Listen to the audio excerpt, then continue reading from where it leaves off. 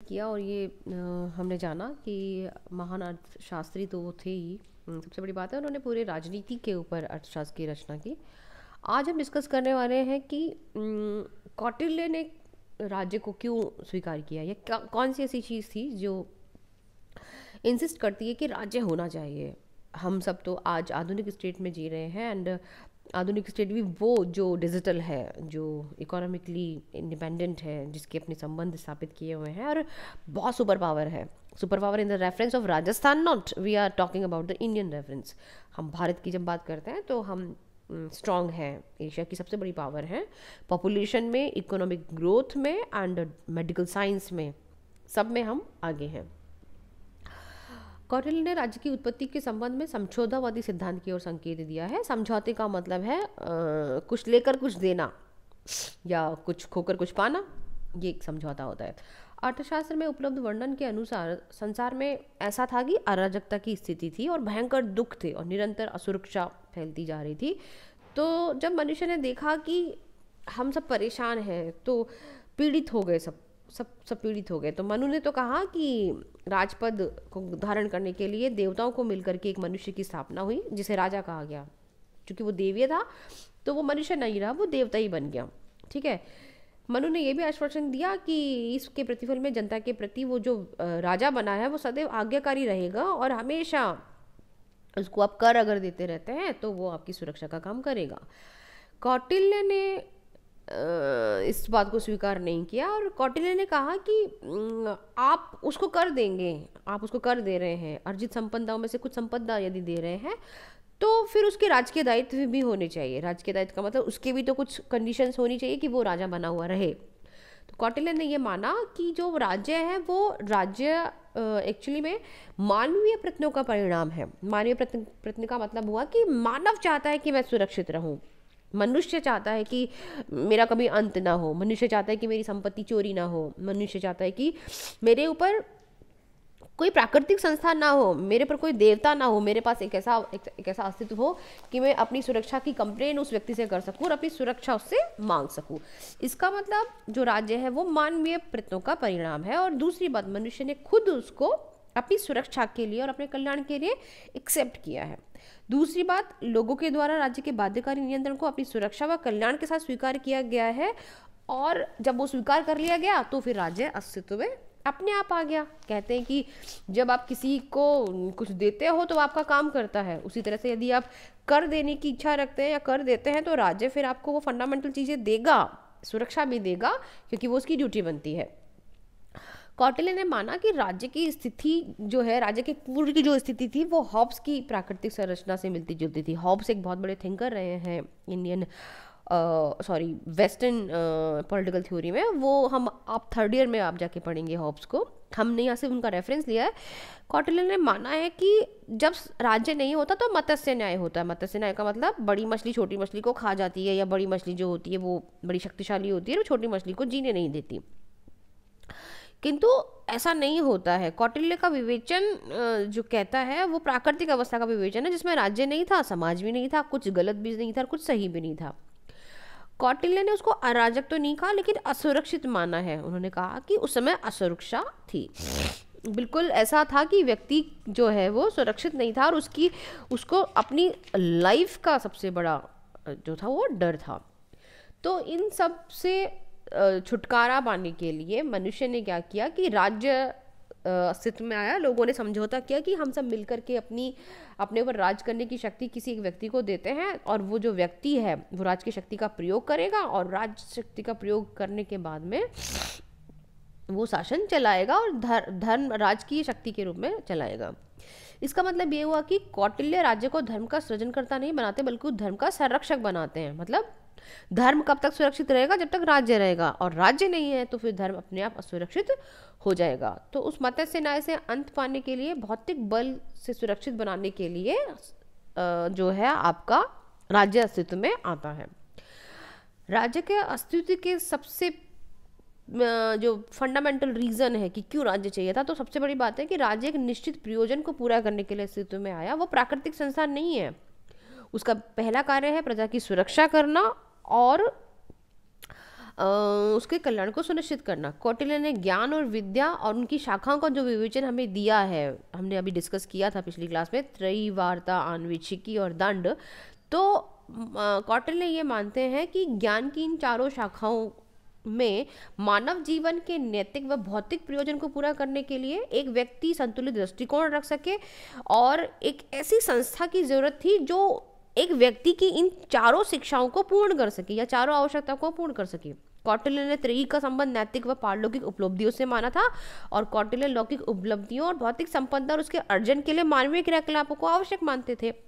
उसी तरह से जो आन्वीक्षिकी शाखा की हमने बात की, तो वो त्रयी और वार्ता दोनों को मिलकर के आन्वीक्षिकी सम्मिलित होती है। मतलब त्रयी और वार्ता के लिए आपको कुछ करना पड़ेगा, क्या लॉजिकली आप सही कर रहे हैं गलत कर रहे हैं वो आपकी आन्वीक्षिकी में आता है, ठीक है।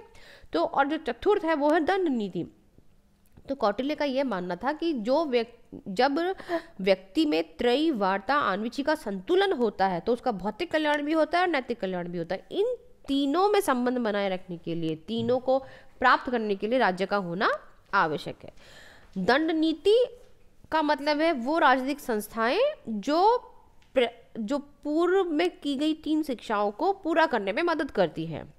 देखिए, हमें नैतिक रहना है और हमें कमाना है, दोनों चीजें करनी है, ठीक है। क्यों करनी है, क्या सही करेंगे क्या गलत करेंगे, वो हम आन्वीक्षिकी में तय करते हैं। लेकिन इन तीनों के बाद में आपको ये देखना पड़ता है कि अगर तीनों में कोई डिस्टरबेंस होता है, मान लीजिए कि कोई हमें अपनी एक मॉरल लाइफ नहीं जीने देता, मान लीजिए कोई कमाने नहीं देता, तो हम उसकी कंप्लेंट कहाँ करेंगे। तो एक दंड देने वाली शक्ति होनी चाहिए, वो जो क्रियाएं हैं वो आती है आन्वीक्षिकी में। इसका मतलब हम ये मान सकते हैं कि कौटिल्य के अनुसार जनता की नैतिक और भौतिक समृद्धि, उसकी लौकिक और पारलौकिक कल्याण जो है, और साथ में उसको न्याय अगर हमें देना है तो राज्य का होना बहुत ज़्यादा आवश्यक है। शक्ति का जो प्रयोग है वो राज्य कर सकता है, और इसीलिए राज्य का जरूरी है क्योंकि वो धर्म की सुरक्षा भी करेगा, वो मत्स्य न्याय से आपको बचाएगा, वो दंड का प्रयोग भी करेगा, वो धर्म की सुरक्षा भी करेगा, दंड को बचाए रखेगा, और सबसे बड़ी बात है वो दंड देगा।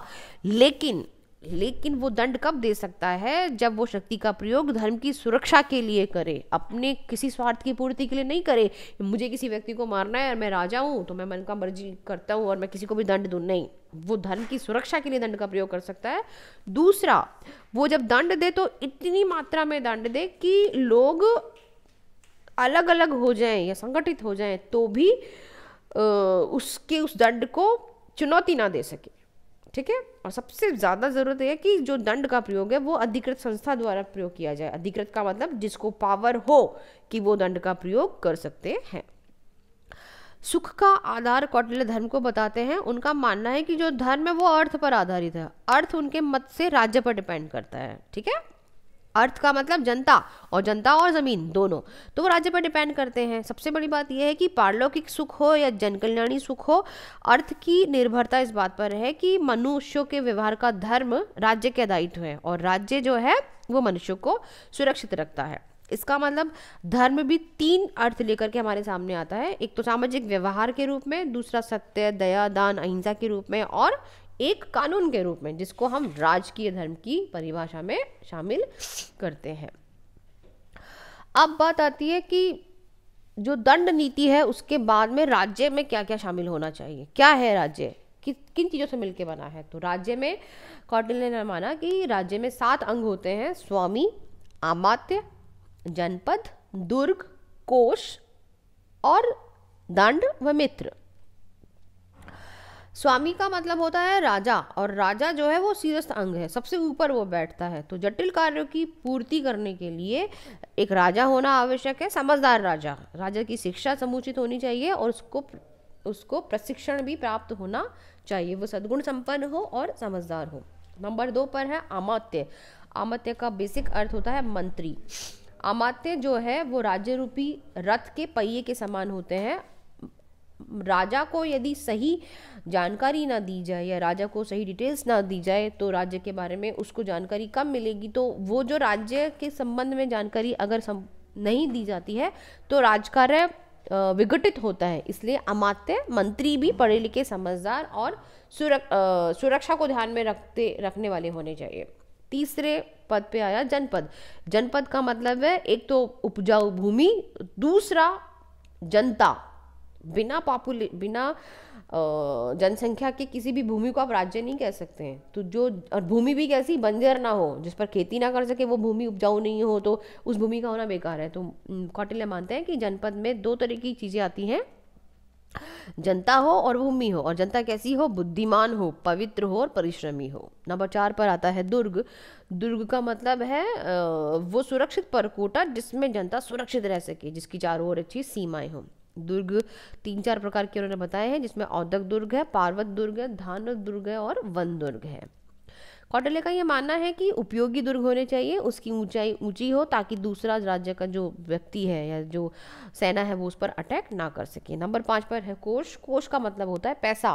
पैसे का मतलब ये कि उचित मात्रा में वो धन इकट्ठा करे, कर इकट्ठा करे और अपने कर्मचारियों व अधिकारियों की नियुक्ति करे। और सबसे बड़ी बात, वो अपने अधिकारियों व कर्मचारियों पर नियंत्रण रखे ताकि भ्रष्टाचार जैसी परिस्थितियां पैदा ना हो सके।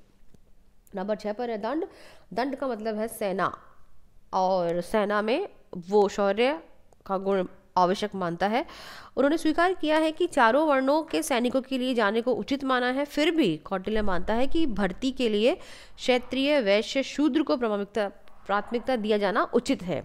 यहाँ एक डिफरेंस है, मनु ने शूद्र को सेना में शामिल होने से बिल्कुल मना किया है, जबकि यहाँ पर ब्राह्मण के लिए कौटिल्य मना करते हैं। वो मानते हैं कि क्षत्रिय, वैश्य और शूद्र में से कोई भी व्यक्ति सेना के कार्य को कंप्लीट कर सकता है। ब्राह्मणों के लिए वो कहते हैं कि ब्राह्मण जो होता है वो सॉफ्ट स्किल वाला व्यक्ति होता है। ब्राह्मण जो होता है वो एक ऐसा प्राणी है जो दान के माध्यम से अपना जीविका चलाता है, और वो अगर ब्राह्मण को कोई नमस्कार कर दे या उसे कोई वस्तु दे दे, कपड़ा दे दे या खाना दे दे, तो वो अपने मन की जो स्थितियां हैं वो दूसरों को बता देगा, और सेना का व्यक्ति ऐसा नहीं कर सकता। नंबर 7 पर है मित्र। मैंने आपको मनु में भी बताया कि मित्र के बिना आपका विकास संभव नहीं है, क्योंकि मित्र वो है जो आपके संबंध बनाते हैं, मित्र वो है जो आपका विस्तार करते हैं। यदि आपके ज़्यादा दुश्मन होंगे तो आप हमेशा एक ऐसी स्थिति में रहोगे, डर की स्थिति में, कि कब कौन आक्रमण कर दे। तो मित्र होना बहुत ज़्यादा आवश्यक है। जब इन 7 अंगों की बात करते हैं तो अब सबसे इंपॉर्टेंट है कि राज्य क्या काम करता है। देखिए ये अंग है, ये these are the organ, these are the part of a state. अब स्टेट काम क्या करता है, तो सबसे पहला काम है प्रजा की रक्षा करना, क्योंकि उसका अस्तित्व भी इसलिए आया है, वो समाज के कंटकों को, अपराधियों को दंड दे, हिंसा से बचाए, प्रजा के जीवन, उसकी संपत्ति, उसके सदाचार की रक्षा करे। दूसरा, भारी आक्रमणों से रक्षा करे और शत्रु आक्रमण से जनता के प्राणों की रक्षा करे। सभी प्रकार की प्राकृतिक आपदाओं जैसे अकाल, बाढ़ आदि जब कभी आता है तो जनता की सुरक्षा की जाए। और सबसे बड़ा जो इम्पोर्टेंट है वो ये है कि यदि युद्ध भी करना पड़े तो राजा ऐसा युद्ध करे कि न्यूनतम हानि उठानी पड़े। नंबर 2 पर आता है जन कल्याण। जन कल्याण में बहुत सारी चीज़ें आती हैं, किंतु मोटी मोटी जो चीज़ें हैं वो ये है कि वो मनोरंजन की व्यवस्था करे, कृषि की व्यवस्था करे, अच्छी भूमि की व्यवस्था करे, सिंचित सिंचाई की व्यवस्था करे, अकाल, बाढ़, महामारी से सुरक्षा की व्यवस्था करे, नैतिक उत्थान का काम करे, शराब पर नियंत्रण लगाए, और सबसे बड़ी बात है हर व्यक्ति अपने जीवन का निर्वाह कर सके, हर व्यक्ति एक नैतिक जिंदगी जी सके, इसकी जिम्मेदारी भी राज्य की बनती है। ठीक है। नंबर 3 पर आता है न्याय। अब चूंकि मैंने आपको बताया राज्य का अस्तित्व भी इसलिए आया कि बड़ी मछली छोटी मछली को खा ना जाए, तो सबसे बड़ी बात यह कि न्याय जो है वो राजा का है, वो सुधारात्मक न्याय भी हो सकता है, विवरणात्मक न्याय भी हो सकता है। इस न्याय के लिए वो एक न्यायिक कार्य करेगा, इस एक स्थापित विधि बनाएगा, कानून बनाएगा, एक निश्चित प्रक्रिया बनाएगा, और उस प्रक्रिया के अंतर्गत ही वो किसी को दंड दे सकता है। एक राज्य समस्त आर्थिक कार्य भी करता है, जिसमें कर व्यवस्था राजा बनाता है। उचित मात्रा में कर लेना वो राजा का कर्तव्य है। खेती को उन्नति की ओर ले जाना, सिंचाई के काम को बढ़ोतरी देना, पशु, बीज, धन आदि खेती के लिए उपलब्ध कराना, और सबसे बड़ा इम्पोर्टेंट ये कि खेती करने वालों को दुख ना दिया जाए। मान लीजिए बरसात नहीं हुई है तो उस साल उनसे कर भी नहीं लिया जाए और उनकी मदद की जाए। ये आर्थिक व्यवस्थाओं में आता है। कौटिल्य ने माना है कि चारों वर्ण अपना अपना काम करें। वर्ण मैंने आपको पिछली बार क्लास में बता दिया था, तो I am not going again to that topic कि वर्ण क्या होते हैं। If you want to know कि वर्ण क्या होते हैं तो मनु की क्लास के लिए जो वीडियोस मैं अपलोड कर चुकी हूँ उनको एक बार दोबारा देख लीजिए। वर्ण व्यवस्था जो बनी हुई है, तो चारों वर्ण अपना अपना काम करें। हर व्यक्ति विवाह संबंध स्थापित करे या विवाह करे, स्त्री व पुरुष के बीच में जो कर्तव्य है वो बने रहे। उसी प्रकार से व्यक्ति अपनी पत्नी, अपनी बहन, माता पिता का भरण पोषण करे, संतान का भरण पोषण करे। और यदि व्यक्ति ऐसा नहीं करता है तो राज्य को उसको दंड देना चाहिए। यदि कोई व्यक्ति शादी करता है, पत्नी है, माता पिता हैं, बच्चे हैं और उसका भरण पोषण नहीं करता तो उसको दंड दिया जाए। ये भी सामाजिक व्यवस्था का निर्वहन करने के लिए आवश्यक है। सारी प्रशासनिक प्रणालियों में जितने भी कार्य हैं वो बांटे जाए। प्रशासनिक का मतलब है वो व्यवस्था जिसमें अधिकारी कर्मचारी आते हैं। तो राज्य का कर्तव्य है कि वो समस्त व्यक्तियों को उनके कार्य बांट दे कि आपको कौन सा विभाग देखना है और किस तरह से उसको हमको करना है। और सबसे ज़्यादा इम्पॉर्टेंट जो काम है वो है परराष्ट्र संबंधों का संचालन। इसमें वो दूसरे राज्यों से संबंध बनाएगा, दूसरे राज्यों से हेल्प भी लेगा और दूसरे राज्यों की मदद भी करेगा। और सबसे बड़ी बात है, मंडल सिद्धांत को फॉलो करते हुए वो कम से कम दुश्मन बनाएगा और ज़्यादा से ज़्यादा दोस्त रखेगा, ताकि उसका राज्य भी सुरक्षित रहे और जनता भी सुरक्षित रहे। आज के लिए बस इतना। अगली क्लास में हम डिस्कस करने वाले हैं शासक के गुण। Thank you.